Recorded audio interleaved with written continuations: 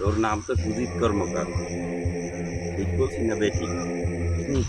তোর বাবার নাম পরিমল কর্মকার, ঠিক না বেঠিক? হয়। তুমি কইলে কেমনে বাবা? আমি তোর সব জানি। তোর মনে অনেক কষ্ট, তোর বিভিন্ন সম্বন্ধ আইয়ে ভাঙ্গে চুইকে যায়। যে সম্বন্ধটাই তুই আলাপ করো সেই সম্বন্ধটাই সেই মাইয়ের বিয়ে হইয়ে যায়। আমি কথাটা ঠিক বলছি না বেঠিক, তুই বল। তুমি জানলা কেমনে সব সত্যি সব মিলিয়ে গেছে বাবা? তুমি কেডা? আমি তো সব জানি, তো সব কিছু দুর্দশা সব ঠিকই বুঝবি। তুই সামনের মঙ্গলবার খুব ভোরে আমার কাছে আবি। আচ্ছা। তুই কি ভগবানকে বিশ্বাস করো?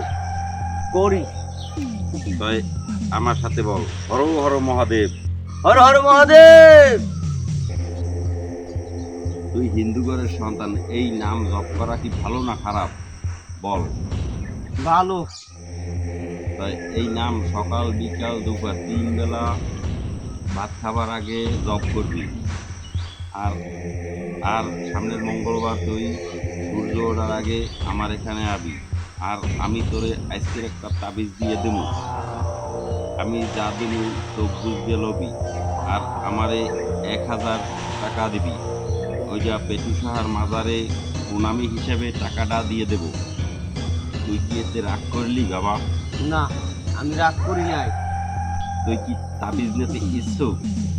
তুমি যে কইছো আমার কড়াই গন্ডা সব মিললে গেছে একবারে সব জায়গায়।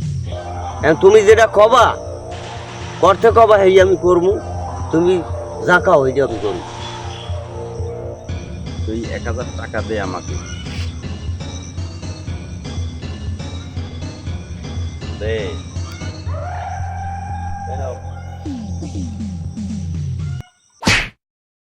তোকে আমি এই একটা গাছটা দিলাম, এই গাছটা তোর সাথে রাখবি, লুকানো জায়গায় তোর সাথে থাকবি, তুই মাথায়ও দিতে পারিস।